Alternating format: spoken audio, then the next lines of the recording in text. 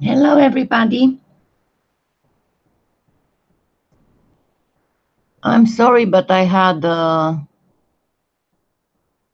snag. My camera was still attached to the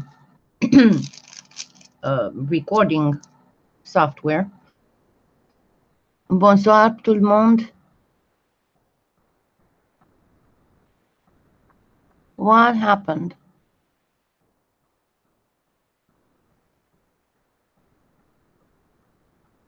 So, hello, Deborah, Carrie, Brigitte, Sylvie. Bonsoir, Sylvie. Okay, let's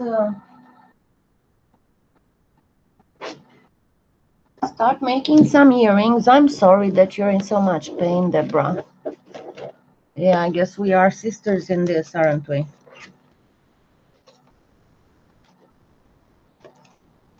I've been in this fibro flare that doesn't want to go away for a few days now. Sorry, I'm looking for a piece of scrap clay. That would be real scrap. Not I have a whole bunch of metallic scraps. I guess this one should do it.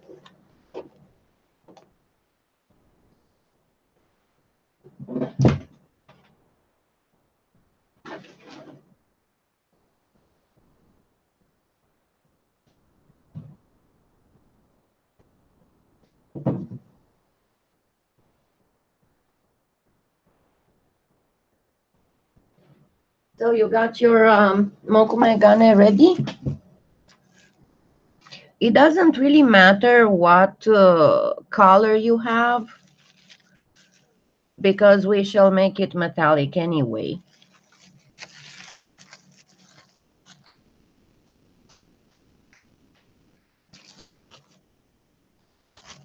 Yeah, all these surgeries seem to have a very bad effect in general on the body. So I will show you a very easy method to combine faux metal and obviously a slice of MOKUME GANE. And you can use whatever MOKUME GANE you have on hand. I just grabbed the first one that was in my drawer. Let me tell Brigitte.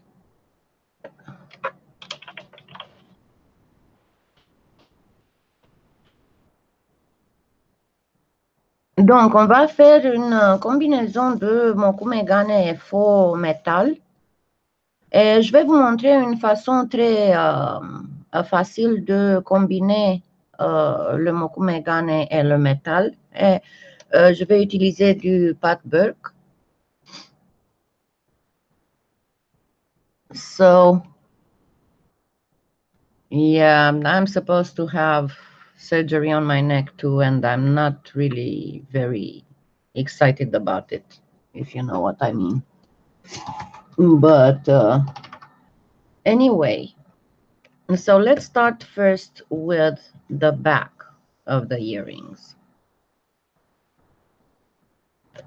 So what we will do is, first of all, you can choose whatever cookie cutter you want to use. And you can choose whatever shape you want. Hi, Teresa. So I have my scrap clay on the third thinnest setting for the back. But I'm not entirely sure what I want. I'll just go with this because you can have bigger earrings that are in a lozenge shape, let's say. And I will cut 2 pieces. And then I prepare my scrap clay again for the thinnest setting this time. Donc, vous utilisez n'importe quelle pièce vous voulez. Et sur le pâte beurk, sur la 3e dimension d'épaisseur, Donc, la troisième mince. Vous coupez vos boucles d'oreilles. Et ensuite, préparez encore le pâte beurk sur, sur la plus mince épaisseur. So, let's first do the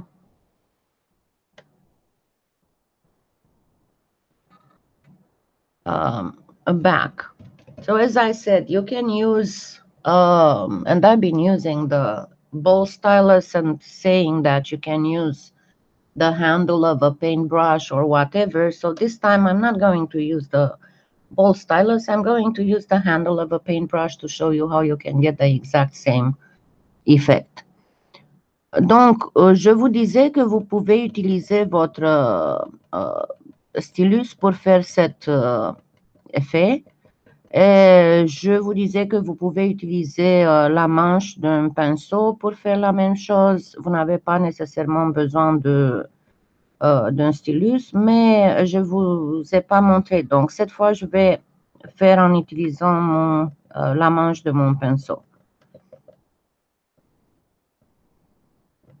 So you can see I got this one that's a little thin. Now I'm going to get one that is a little thicker than this to make bigger. Okay, there we go. This one is thicker. So I'm going to make another set of dots. And remember, do them with less strength and some of them deeper, because you imitate the hammering. So when a hammered piece of metal is made into jewelry, usually the hammer will not come down with the same force on the metal. Some of the hammer prints will be stronger, some will be not so strong.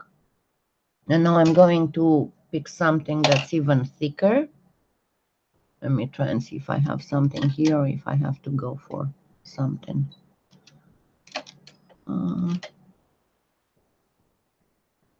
This one has some stuff at the end.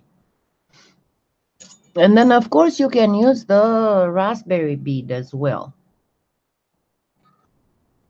if you have one, if you manage to get one. I think I'm going to use my needle tool, and because it's a little bit bigger.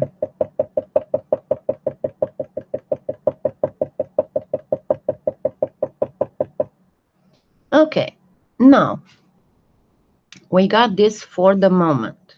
Okay, so we shall remove them and take them away.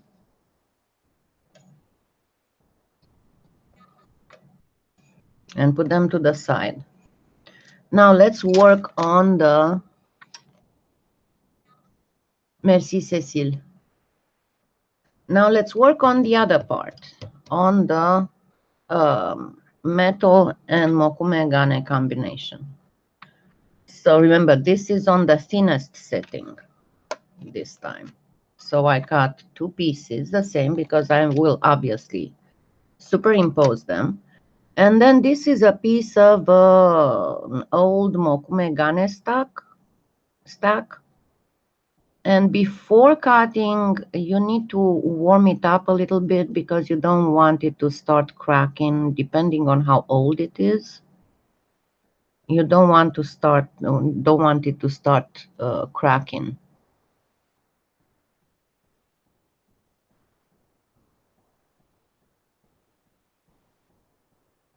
So as soon as you kind of feel when it starts warming up, pretty much, because it kind of gives under the fingers.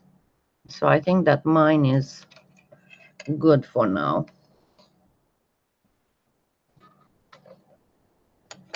So I will cut two slices out of it. And generally, when I cut the MOKUME GANE slices, I prefer to use my cane slicer because we are using slices. We are not going to put them one on top of the other.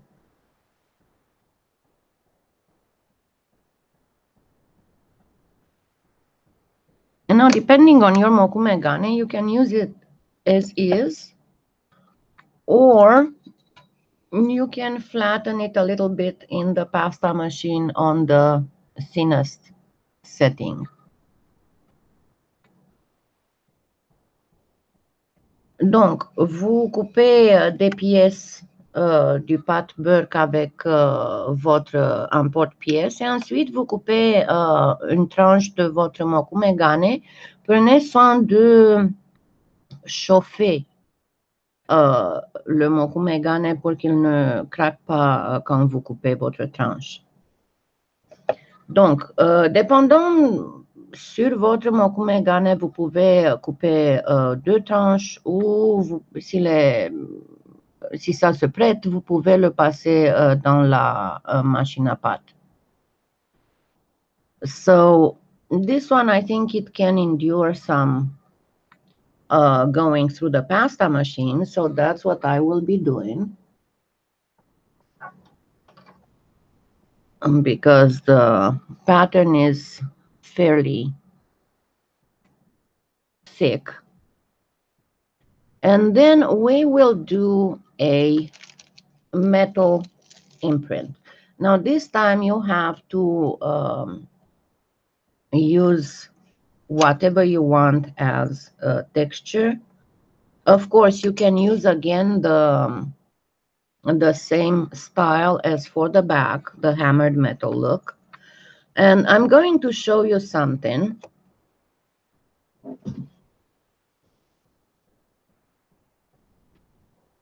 Just grab them. It's going to take just a minute.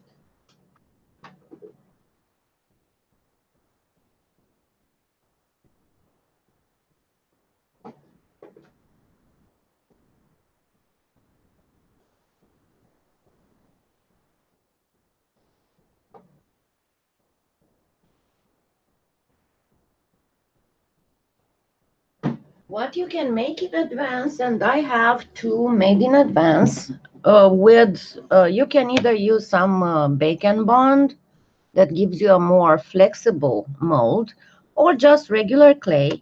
And I already made 2 textures with the ball styluses, and one is the positive and one is the negative. So this one, that is the direct one, just made with the ball stylus, actually leaves this imprint on the clay, which looks pretty neat and is very good whenever you're trying to, if you're sculpting, if you're trying to imitate reptilian skin, for example, and when you're making 4 gemstones, you can imitate matrix. And also, of course, you can use it for mica shift. It gives a very pretty mica shift. But you don't have to have them ready. You can just use the regular bowl stylus thing, or you know, whatever texture you want that would look metallic-y when finished. Donc ça, j'ai fait avec le stylus, c'est avec du bake and bond, mais vous pouvez le faire avec la pâte normale. Donc ça va donner cette impression que vous pouvez utiliser si vous êtes des sculpteurs. Vous pouvez l'utiliser pour imiter la peau des reptiles et des frogs. Oh, Cécile, help me. Et aussi, vous pouvez imiter, si vous faites des imitations de pierres précieuses, le matrix dans les pierres précieuses. Mais aussi, ça va pour le métal. Donc, vous pouvez utiliser quelque chose comme ça, ou simplement votre stylus, ou n'importe quel tampon de texture vous voulez, qui, lorsqu'il sera fini, va avoir l'aspect de métal. Tiponette, c'est une, elle s'appelle Bake and Bond, c'est fabriqué par Scalpi, et c'est très bon pour faire des textures parce que lorsqu'il est cuit, il reste un peu flexible. Mais Oui, mais tu peux le faire dans de la polymère, pâte polymère régulière. So I'm going to just use this one because I think that it looks pretty neat. And then I will show you the trick, the whole trick on this. And you see, I'm only using my fingers. You don't really need to use anything else, even if it is. You have to take it out very gently because it's on the thinnest setting, obviously. And you saw I did not use any kind of release. I might have to put it once again through and use some release, but hopefully not, because it's a fairly deep texture.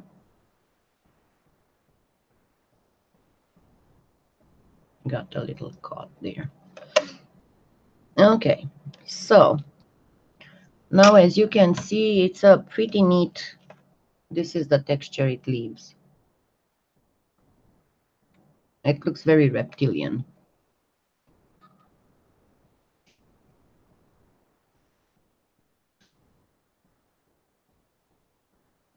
Tu peux la faire dans de la pâte polymère. Non, tu peux pas la faire avec de la Fimo liquide.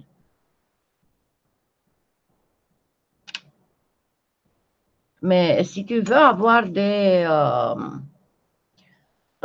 tampons flexibles, ce que je suggère est de faire ça dans de la pâte polymère régulière et ensuite acheter du oyumaru et fais une comme ça en oyumaru, then fais encore une en pâte polymère et fais le revers en oyumaru.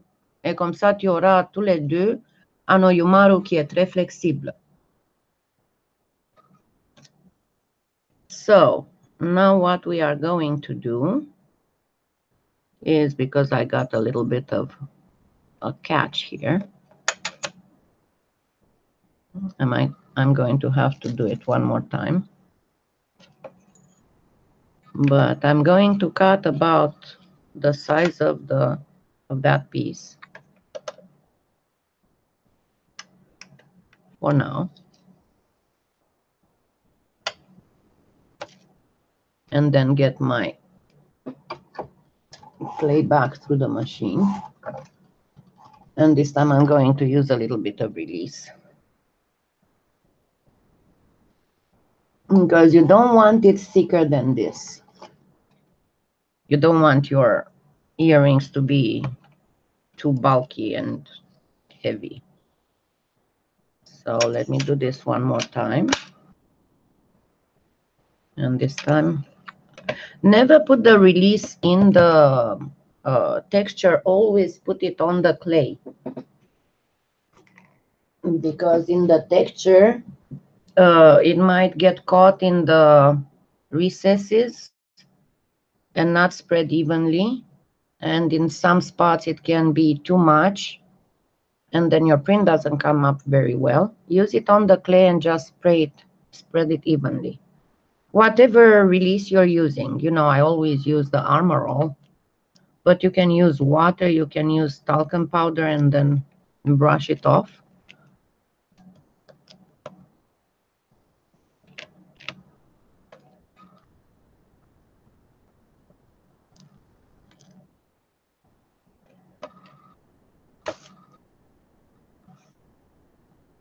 And again, I'm going to cut me a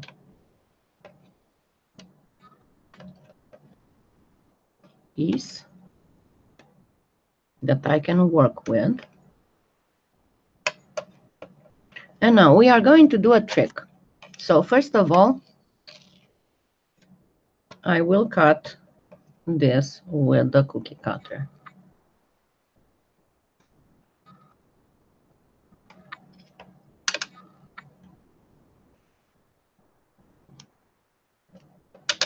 And then you can use the same cookie cutter or you can use a different cookie cutter. It's up to you what you want to use. But I'm going to use a smaller one. And let me see how much. Oh, goodness. Connor is throwing up a hairball. I need to put some castor oil in there. Food again. Sorry for that noise. And remember, you need to do your earrings pretty much symmetrical.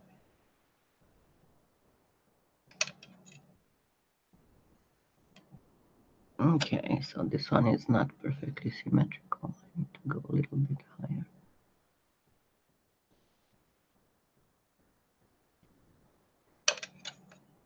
And the good part is that until you put them together, you can redo the whole thing.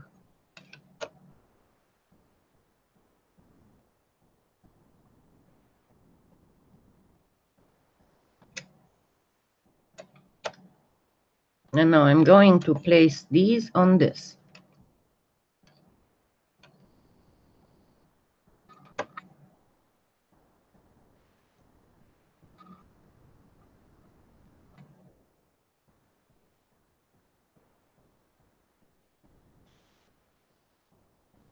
Let me check and see if he did know anything.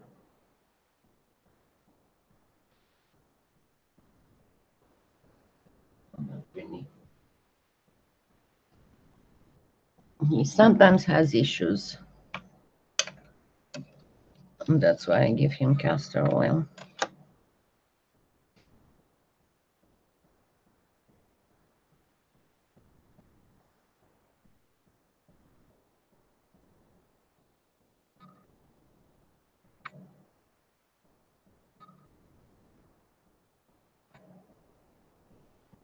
Okay. Then take your piece of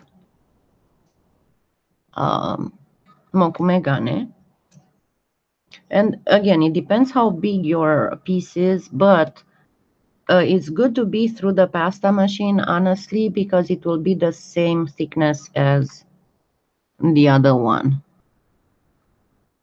And then cut a piece the same.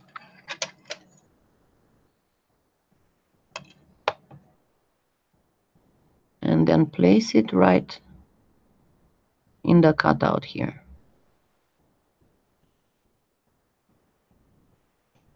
And try to place it perfectly on the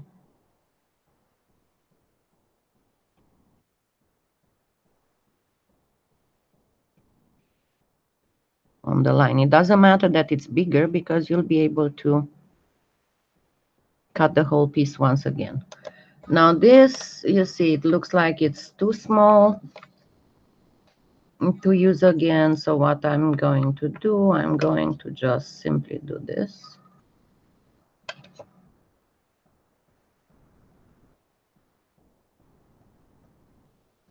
And get it through the pasta machine one more time. And this time they are fused. So I'm going to do a cut.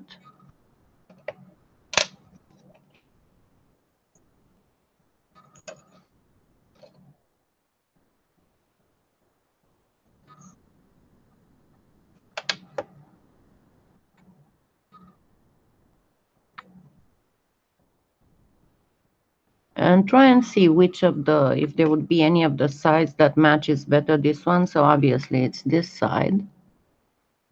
And again, place it exactly at the line here.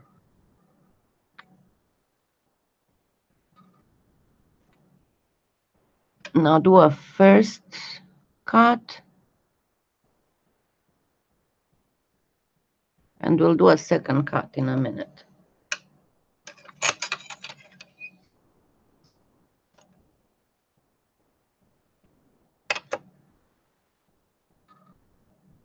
Don't worry about trimming perfectly because you will once it's the whole thing is said and done. And then a first cut here as well.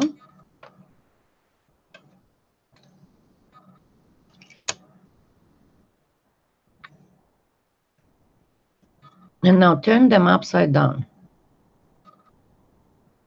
because you want this part can be a little bit straighter, even if you have that texture, but you have this other texture here. So why did I put them so close to each other? I don't know. So again, try to align very well.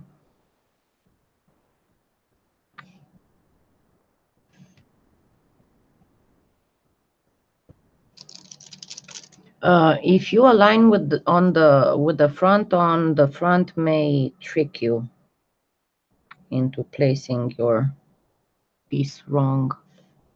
That's why I prefer to do it with the back. Then gently pat, and then of course you can add a few more of these. Just at this point, don't press too hard.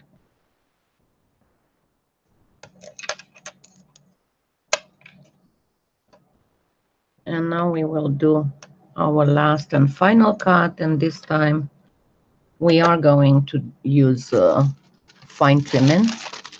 So what I prefer to do is to place them on wax paper, so I can put them straight in the oven after this. And see, because of that, we got just the amount of the thickest setting. So these earrings will not be too big. And now we do the last trim.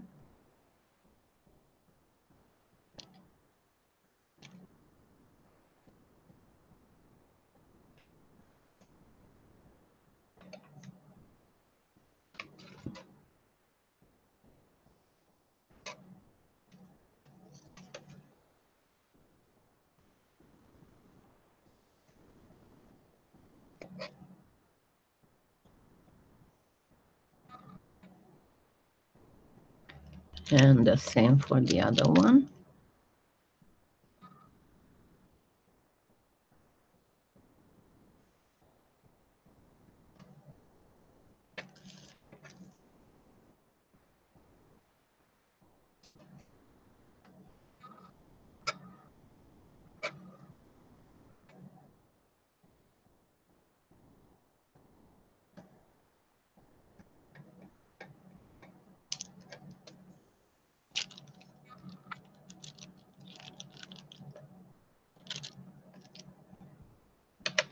Now at this point you can do the mica powder both on the front and on the back, but I'm not going to do it because I know that a lot of people don't have the mica powders and they have to go with the cheapest version with the acrylic paints. So let's go and bake this for, pre-bake this for like 15 minutes because it's very thin. I mean, it's not very, very thin, but it's fairly thin. Pre-baking is fine on it. Just check one more time your lines here to be well aligned.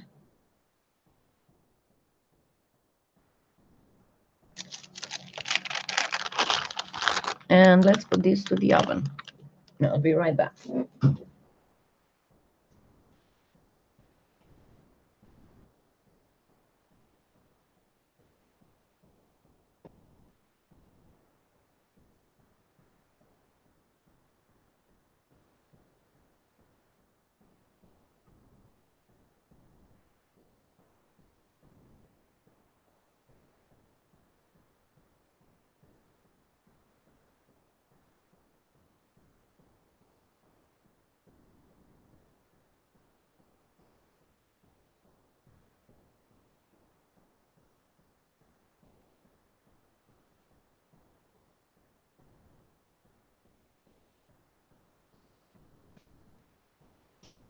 And remember, I always recommend to bake straight pieces between tiles. That is, you put a tile, then on the tile you put paper, then the piece, then another paper on top of the piece, then the second tile.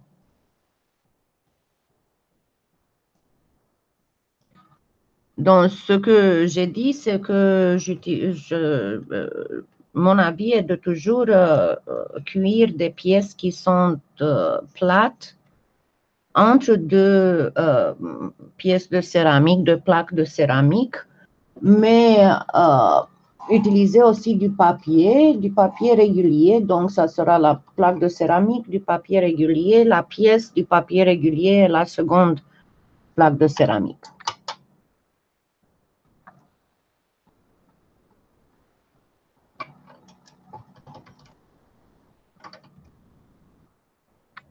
And also about the fine trimming, don't forget that you can always, you know, I've seen a lot of videos. There's a lot of care on trimming very, very, very carefully, especially when it's about something that's going to be to have some kind of finish on the end or something, or that's going to be a cabochon or something. I really don't understand it, because even if you have just a little bit of a lip, it takes 2 passes of the hand to sand it off, instead of wasting half an hour just to, you know. Of course, when it's a piece that has a lot of texture and has a different, you know, a piece that cannot be sanded when it's cooked, it's understandable. But when you have something that can be sanded easily, it takes not even a minute to finally finish all the edge. So let me see. Do you have any questions? Okay. Carrie, I'm the one who did the petition. I'm the very first. You have to scroll all the way down. I'm the very first one. So yeah, I did sign it.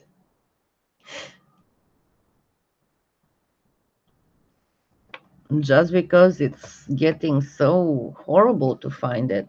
And like, it's really sad. Like last week, me and Deborah were both shopping in Switzerland, and I snatched some Pardo clay from right under her nose because she put it in the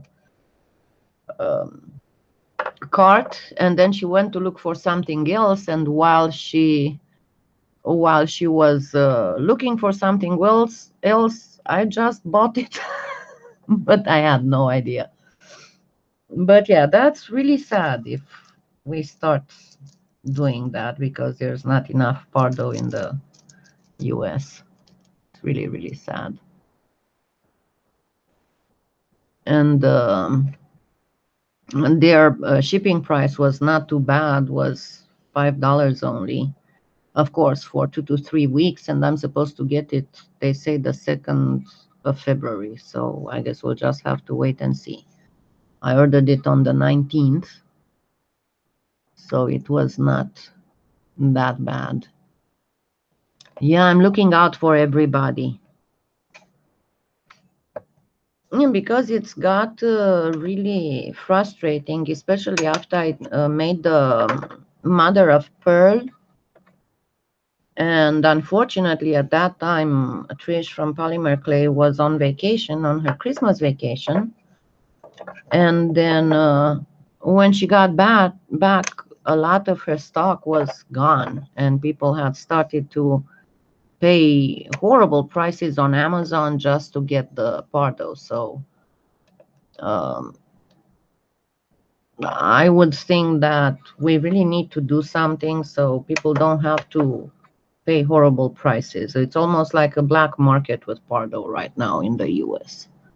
And it's a real pity, because it's such a wonderful, wonderful clay.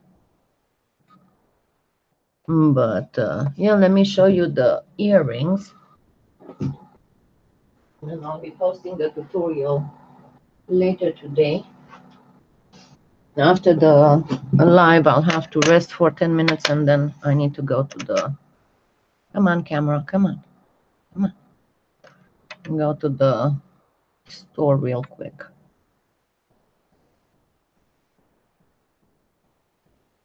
But yeah, you'll see a tutorial on how to make these earrings today. And these are two of the cabochons I made during the tutorial on the banded amethyst. Now remember, the banded amethyst, it's just the first version. We'll do a more realistic version later. But the idea is that what I wanted first is to get people used to making layers when doing gemstone imitation techniques, because there's a lot of gemstones that have layers. And then, merci, Sophie. Then I will do a regular amethyst and maybe also an ametrine tutorial to show you how to do the fractures. And then we'll see. I might make another one in between, but after I do those, then we'll revisit the banded amethyst and do it exactly like it should be done. And see, the other thing was that I kind of kept, I have a whole bunch of other gemstone imitation techniques and flowers and all kinds of things to do in Pardo, but what would be the use just to get everybody frustrated? Because when we had that wave of cold, you know that right now there's a very big shortage on the translucent transparent.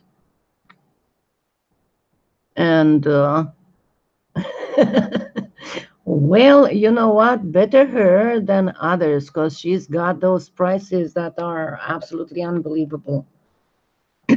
And I'd rather see someone who is not gouging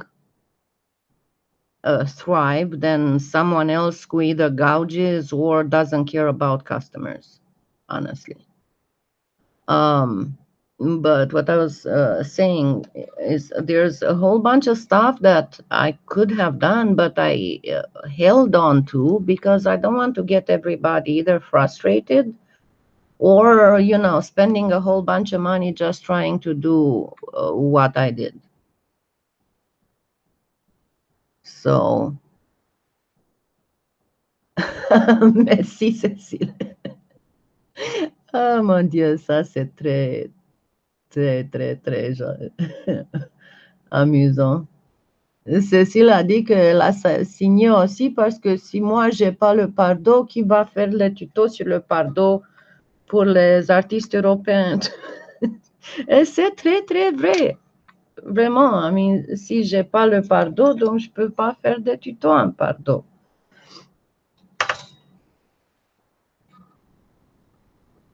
Oui.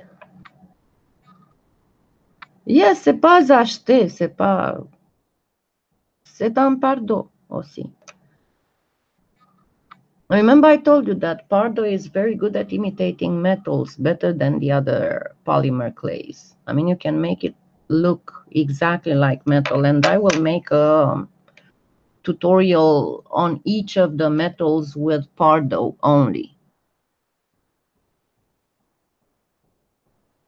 So, hi Adet.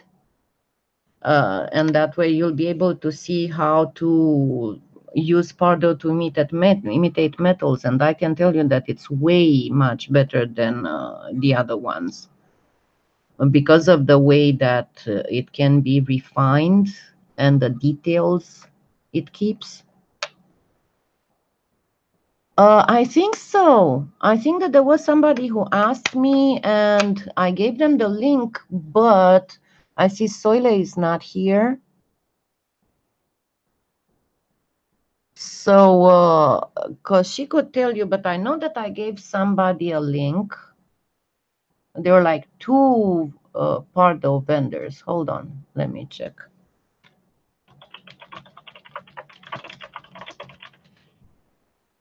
I know I looked.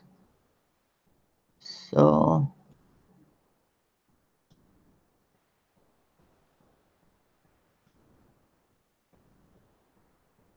I think that Shades of Clay might have it. Oh, no. Oh.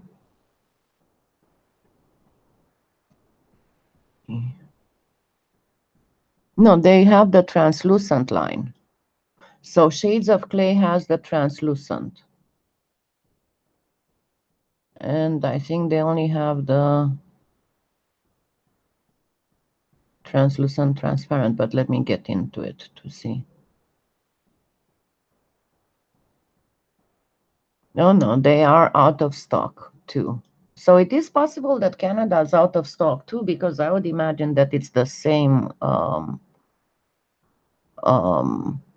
shipment that comes for the North American continent.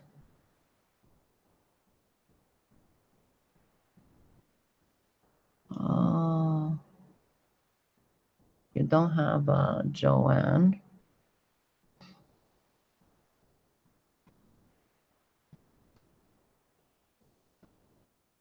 As while we are waiting for that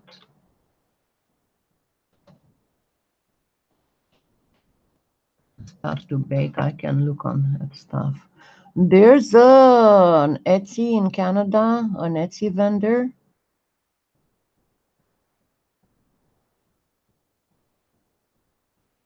Linda's Art Spot. It's a little, I don't know, it seems a little pricey though. I mean, it's kind of like the normal price that you can find it on Amazon, but I'll put you the link to the store.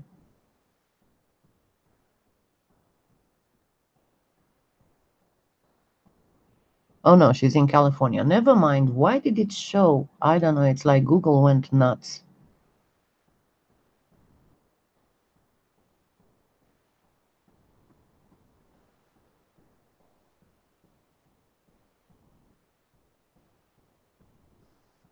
And everything has to have Pinterest.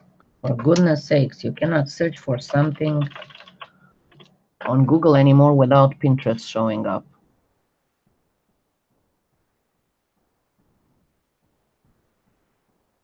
You know what? Let me check with Viva Decor.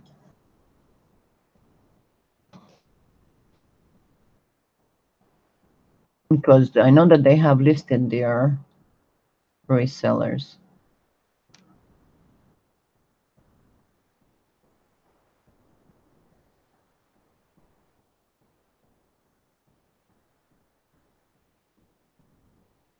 No, I'm on a different window, so I don't see what you're saying.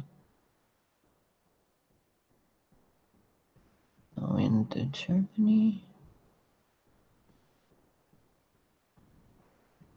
They have a lot of stores in Germany.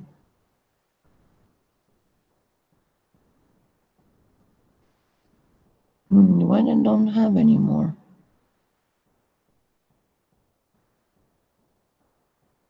Distributors all worldwide. Hold on. Oh.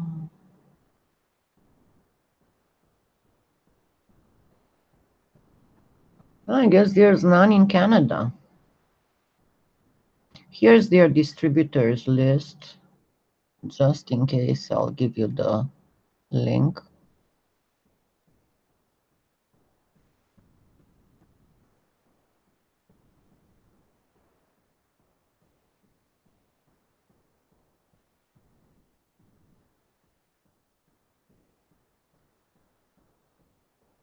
But US doesn't show. Oh, there you go, US. It's in Michigan. Let me see. Oh, yes, there is a Canada one. Okay, let me set you the link for Canada. There you go. You can find there the list.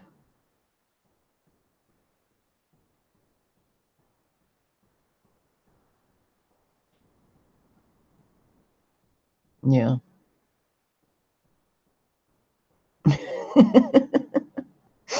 Ah, c'est pas très bon.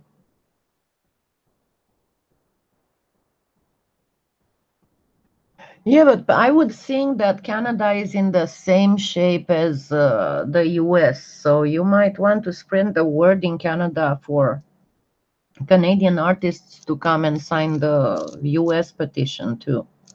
And we can actually change the wording to add the artists in Canada to the petition. So let me go check on that oven, because sometimes I don't hear it.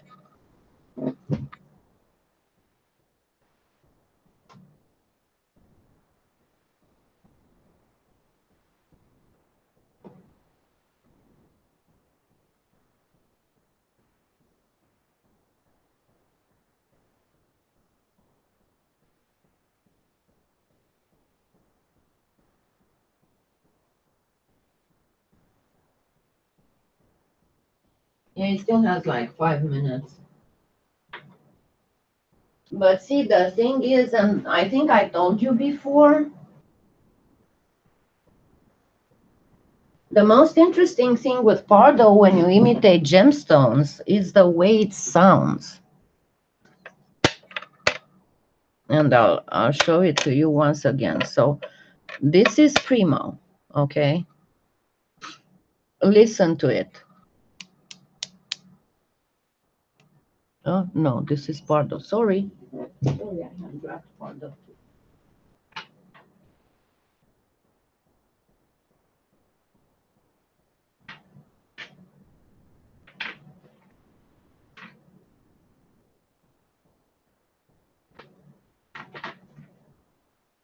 I have to make sure that I grab only Premo. Okay, so this is Premo. This is how Premo sounds. Oh, quelle question.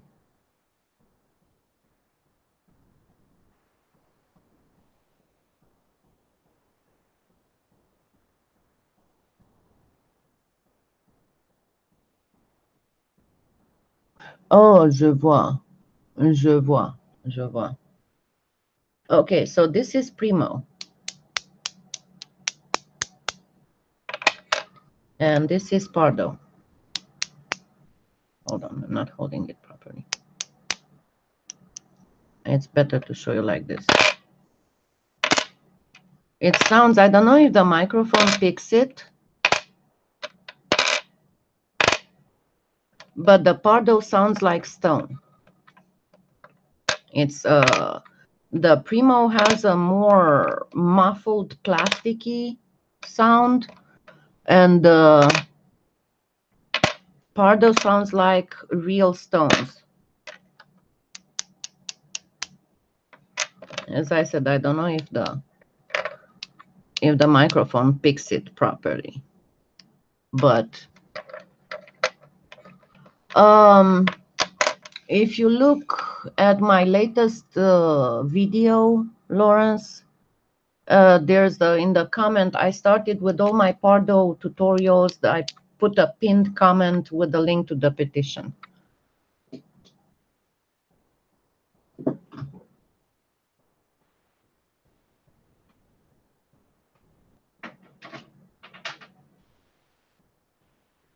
And yeah, because see, for example, I would like to review a few of the gemstones I made with Pardo, you know, like the carnelian or the fluorite, because they look so much better. And what, the clay? Yeah. But make sure that you never use clay softener with Pardo, at least not in any of the translucent ones.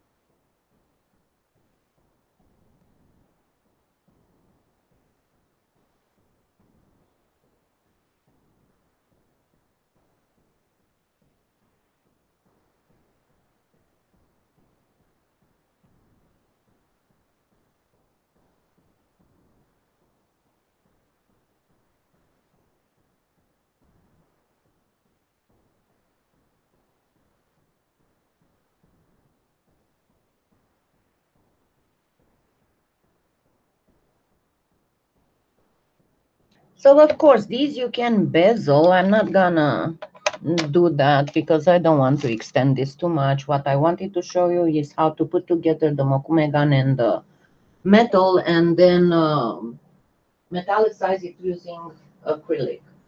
Now, what type of metal do you want to make on this one?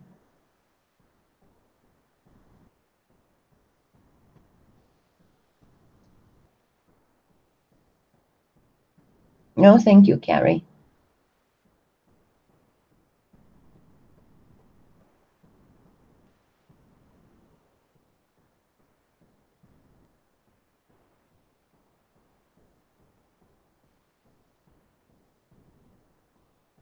So what do you think? Should we go goldish, silver metal, copper, bronze, German silver, I meant, not silver metal. German silver, silver, what do you think? Okay, let me do a copper because I didn't do a copper in a long time, and this one is a little greenish, so that would work perfectly with copper.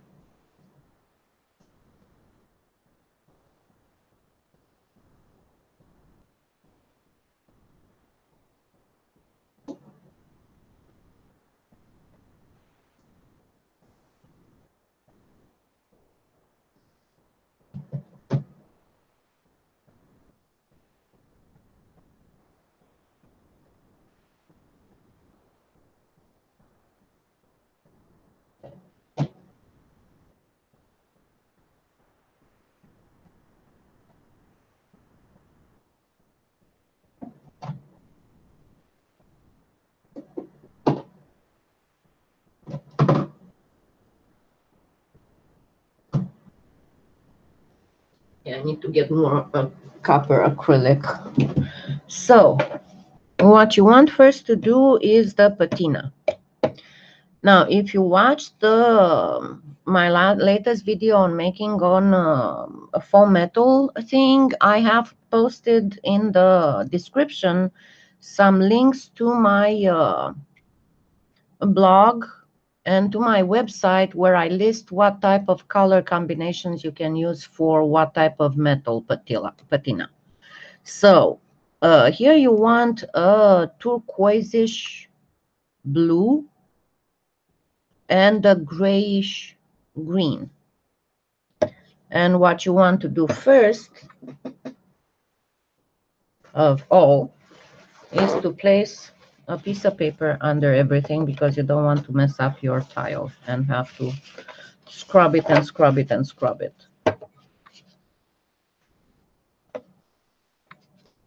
Then have another piece of paper towel handy.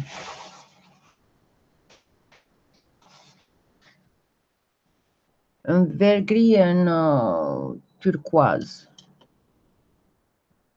So as you've seen me doing on that pendant, first I'm going to just get it all the way in. And remember, if you don't want the acrylic to come off, always bake for at least 10 minutes after you apply the acrylic, even if the piece is already baked.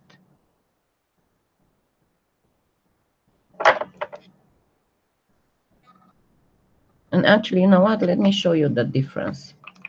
So I'm going to start on the right with the blue and on the left with the green. So you can see variations in applying the patina.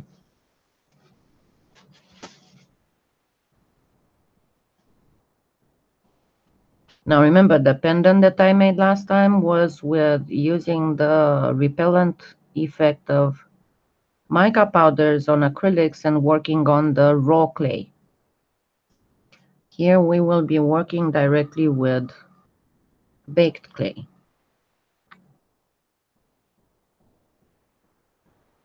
So two different ways of applying it.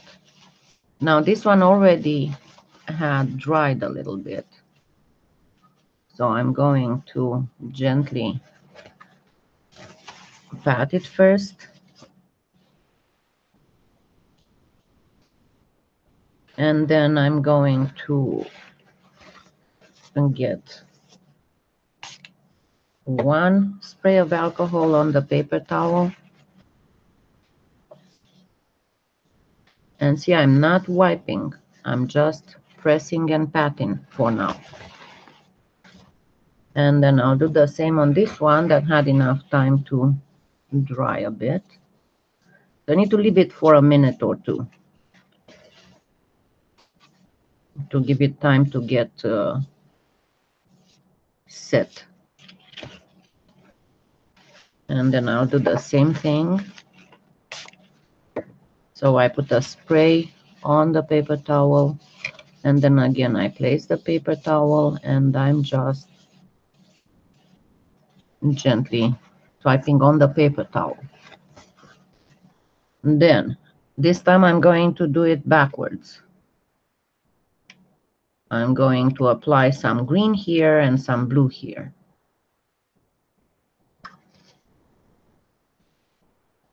But this time I'm going to go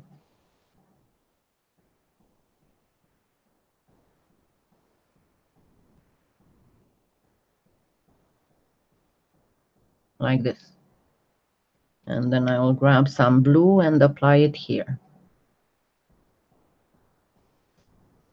The same way.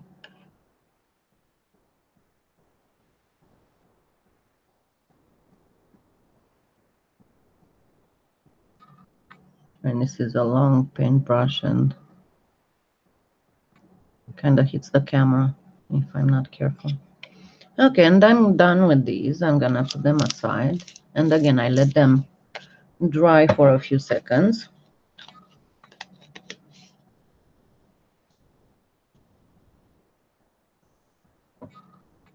Non, c'est pas trop du tout.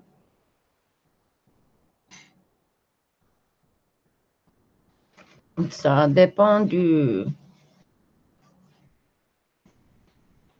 cuivre. Le cuivre, généralement, a du vert et du bleu. Parfois, elles sont très, très, très fortes. Et le alpaca a encore plus fort vert. So now I'm going to do again the soaked paper towel trick.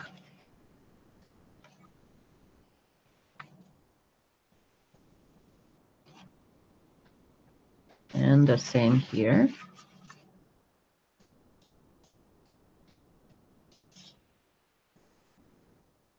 Hi, Jeanette. I'm glad you did, but you can always watch it in replay. And now, and I can see that it's fairly dry. This time I spray the paper towel, and I'm going to start wiping.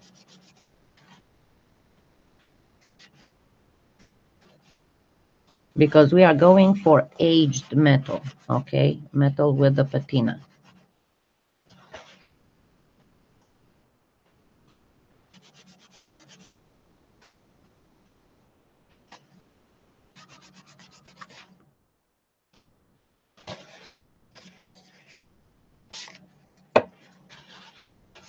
And it depends on you how much you want to leave there.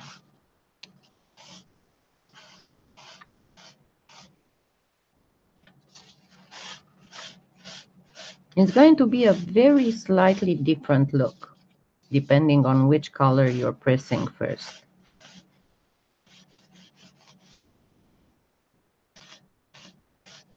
And again, I said, it's up to you how much you want to leave there. If you want to remove most of it, then just directly spray the piece and then wipe it.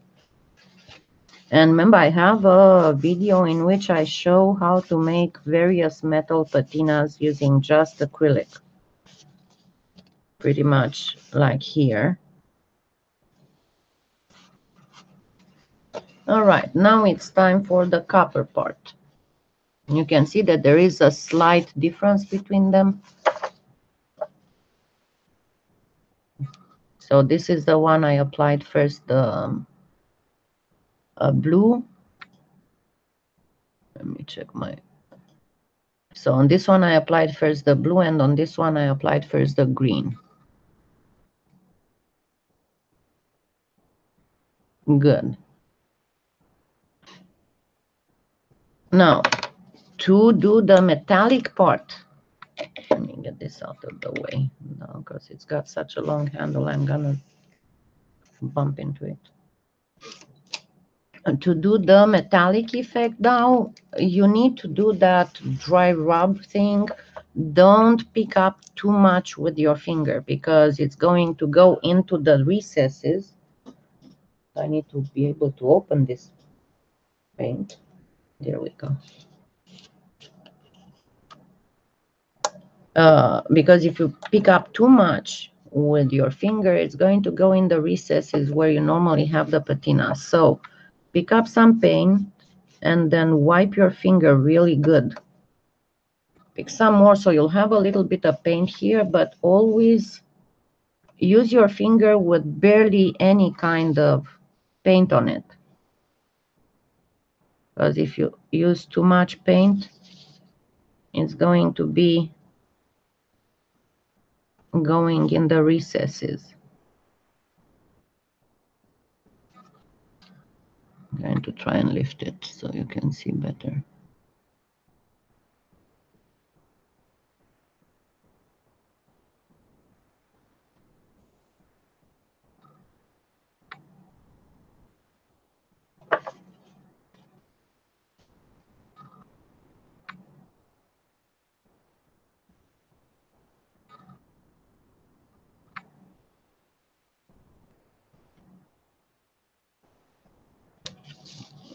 Let's do the other one too.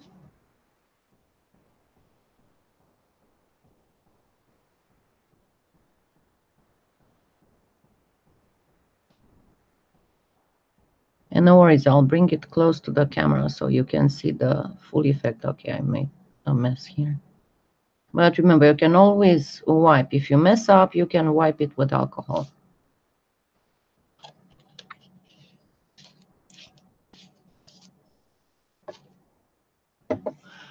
Oui, si vous allez sur mon blog, dans mon dernier tuto sur comment faire un pendentif avec 3 métaux, il y a un lien dans le descriptif qui vous amène sur mon blog où j'explique combien de types de patinas on peut trouver dépendant sur la proportion des métaux dans l'alliage et quelle couleur tout utiliser pour obtenir.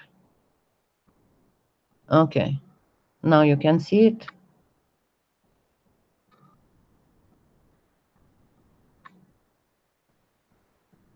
And then, of course, my advice is to use some varnish on it.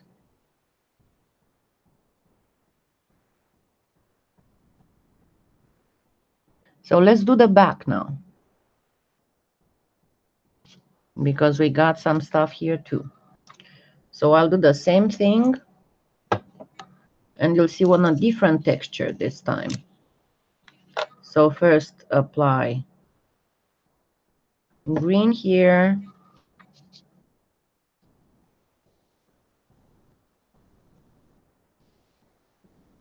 And make sure it goes in all the nooks and crannies.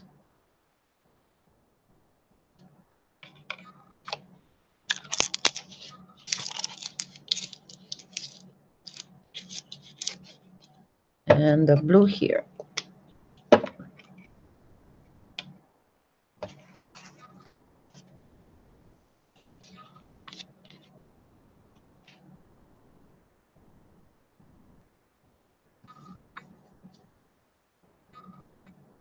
And this is how you can get all kinds of beautiful effects without needing to use all kinds of expensive materials. Of course, if you want to buy the mica powders and all that. But honestly, sometimes when I'm looking for certain effects, I find that I make it better with acrylics, but then don't forget that I'm a painter by formation, so I guess it just comes easier to me. And then also during those years of art school, I also took classes on antique restoration. So that's why it's probably much easier for me to get the effects than normally. So again, we use just the plain paper towel first.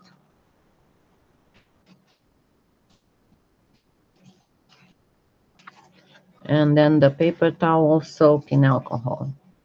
I'm gonna need a new paper towel soon.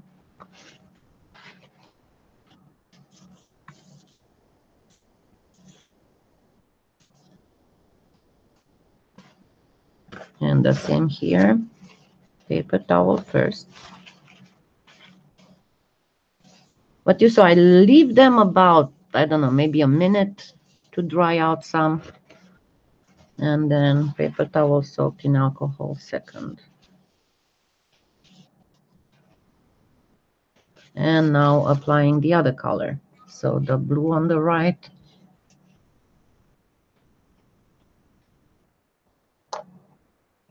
Yeah, pour le bronze, tu dois utiliser deux différents verts et un bleu très gris. Comme la... Oups, je parlais, j'ai oublié. Ou même un gris aussi. Mais un gris bleuâtre, plutôt. I said that for the bronze, for example, you must use 2 different shades of green and maybe a bluish gray, something like stoneware blue works really good.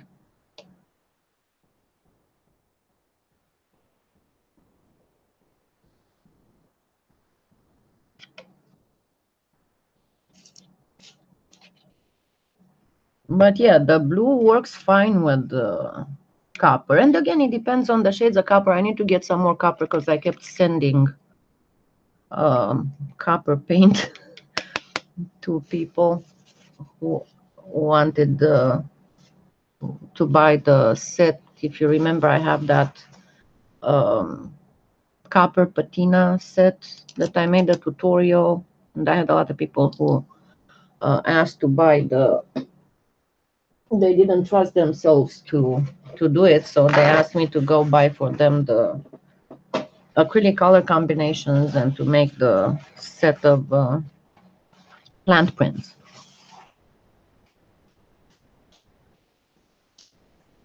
So a couple of times I wasn't feeling good enough to go to the store, so I just used the stuff that I had around the house. So I need to replenish my stock of copper, because you can find the copper in several colors. Okay, and now the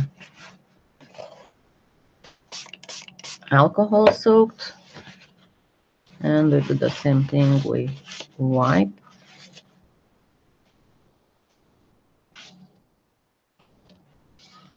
And the same here.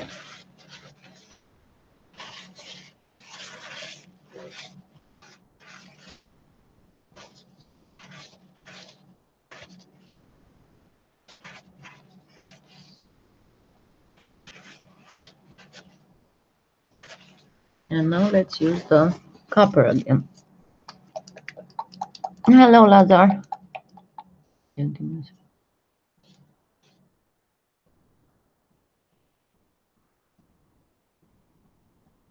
Il y a des personnes qui aiment beaucoup certaines couleurs, c'est normal.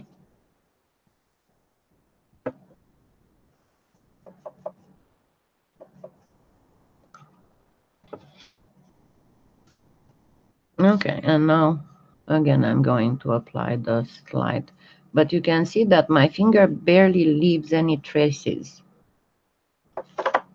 It's the whole dry rub thing, because that way you're sure that the paint will not go in the crevices.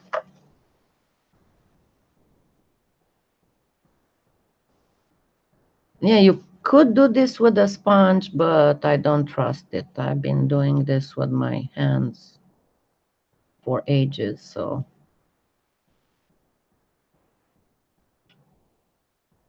And you'll see on this one, for example, the one that's got more blue will look more realistic.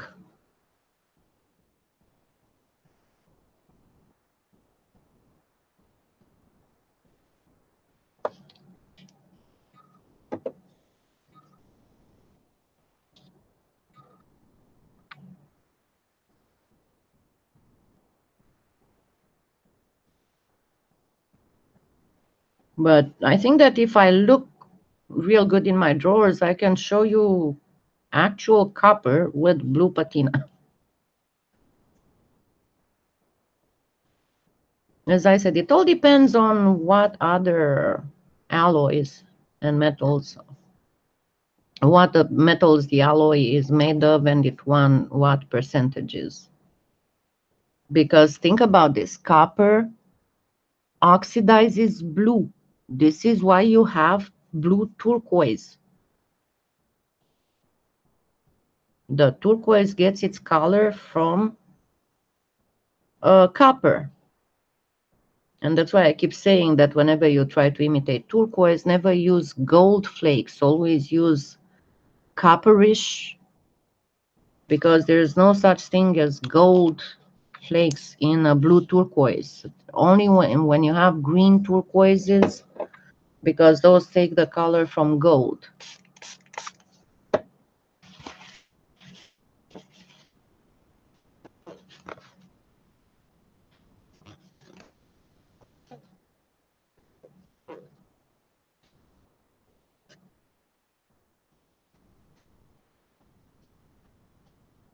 Eh oui, mais non, mais tu dois penser que j'ai fait ça. Généralement, j'ai dit que j'ai fait les choses parfois plus grosses, plus grandes que normalement. Je les ferai pour que vous pouvez voir ce que je fais. Mais il y a des personnes qui aiment des choses grosses. Moi-même, je n'aime pas des bijoux qui sont trop grands parce que oui, si c'est du cosplay ou un vrai objet d'art, c'est différent. So you see how the one that's more bluish looks more realistic than the one that is more grayish, copper-wise. Eh oui, absolument. So yeah, pretty much you'd have a pair of MOKUME GANE, and yeah, the difference is very, very subtle. I mean, unless somebody really knew what to look for, they wouldn't be able to tell. But this is how you can do, and as I said, you don't have to make them this big. You don't have to make them in this size. Vous ne devez pas les faire si grosses. Vous ne devez pas les faire de cette forme. Ce que j'ai voulu vous montrer est comment combiner le MOKUME GANE avec du faux métal, et comment faire cette combinaison, et comment donner l'illusion de métal en utilisant seulement des peintures acryliques.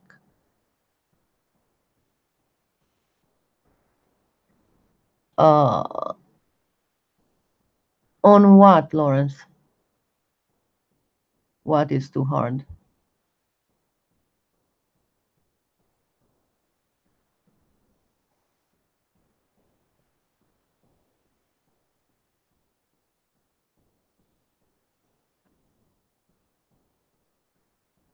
Non, pas nécessairement.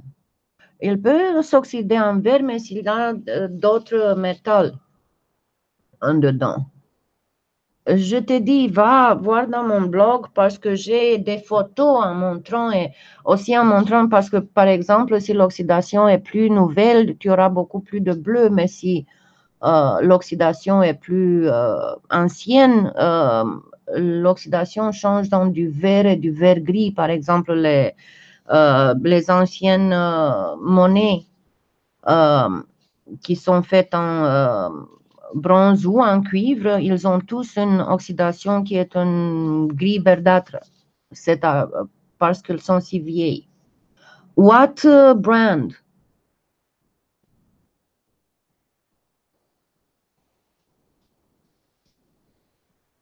What brand, Lawrence? If you're talking about Pardo,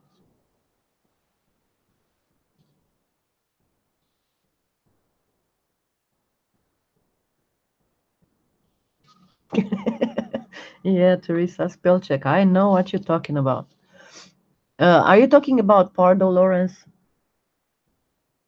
Because if you're talking about Pardo, yeah, look at my tutorial with conditioning Pardo, because that's where exactly I show a fresh one that's like 2 or 3 years old or 4 years old, and one that's like 8 or 10 years old. Exactly how to condition it. And another trick that I figured out recently, grab your heat gun and heat up the rollers of your pasta machine. Not to the point of baking the clay. Make sure before you start running the clay through the pasta machine that you can hold your hand on the rollers comfortably.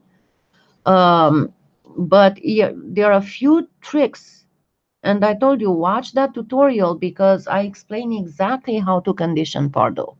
I have Pardo in the house that's over 10 years old, and I work fine. I mean, the one that I used for the banded amethyst is of the kind that's over 10 years old, and you saw it's absolutely perfect. And I don't get, you know how a lot of people complain that Pardo has a lot of plaquing.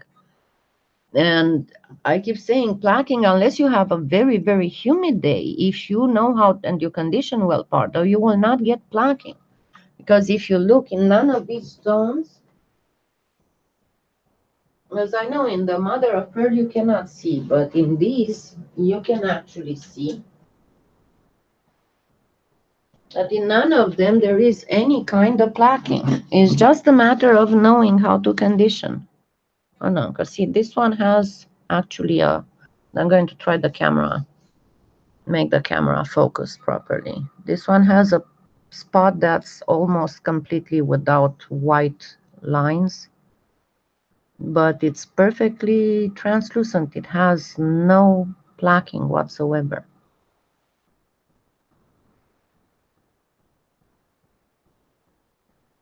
It all depends on bonsoir, Roman. It all depends on how well you condition. See, you cannot see any kind of plaquing in here either. Only little bits of white that I have put there. But see, it's not, doesn't have plaquing. It all depends on conditioning it. But watch that tutorial because it explains to you that there's a few tricks. You need to always slice it thin. You need to always do certain things. And also when putting it in cabochons, you always have to go slow otherwise, and using stamps on it, otherwise it cracks. But you can have Pardo, I don't know. This is the longest that I went with it, over 10 years. But you can have Pardo for like forever and it will still be good. Just never put clay softener in it. You don't need clay softener. All you need to do is to warm up the beeswax that's inside. So, j'ai expliqué qu'avec le Pardo, ce n'est pas, ne jamais va expirer. Mais je recommande que vous regardez encore une fois mon Pardo, comment conditionner le Pardo tutoriel, parce que je montre exactement comment conditionner. J'ai là-bas un Pardo frais, un Pardo qui est 3 ou 4 ans, et l'autre Pardo qui est 8 à 10 ans. Yeah, watch it and you'll get them. You'll get it working just fine. Et aussi, ne jamais utiliser du clay softener ou rien dans le Pardo parce que les plastifiants sont différents. Tout ce que vous devez faire, c'est de réchauffer la cire d'abeille parce qu'il est basé dans la cire d'abeille. Donc, tout ce que vous devez faire, et j'ai dit qu'un truc que j'ai découvert il y a quelques semaines, c'est de chauffer les rouleaux de la machine avec le pistolet à chaleur. Pas au point de cuire la pâte, mais essayez si vous pouvez tenir votre main confortablement sur les rouleaux. Mais les rouleaux vont retenir la chaleur pour un temps. Et ça va faire conditionner le Pardo beaucoup plus facile. So, yeah, this is pretty much how you can combine the MOKUME GANE or any other cane, you know, with regular clay and making a faux metal effect. So I would suggest you go, I know it's quite a far back, but I think that in the tri-metal faux pendant, I put a link to that one too.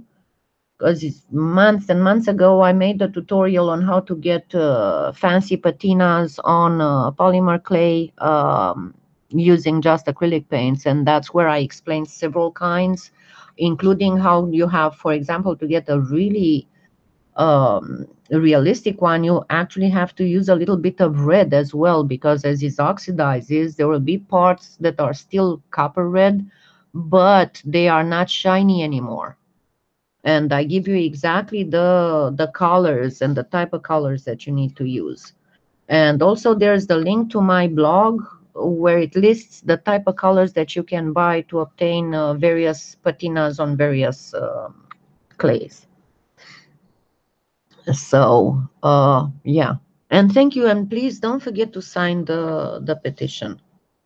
Merci, est-ce que j'ai dit, n'oubliez pas, regardez dans mon dernier tuto avec le métal, le 3 métaux pendentifs. Dans le descriptif, il y a des liens sur mon blog. Et je crois que aussi sur un tutoriel que j'ai fait il y a quelques mois, comment obtenir des patinas, de l'oxydisation avec seulement des acryliques. Thank you. Thank you, thank you. And I hope you have a great what's left of Sunday. And I'll see you next Sunday. And thank you so much for being here with me. Have a great Sunday. Goodbye.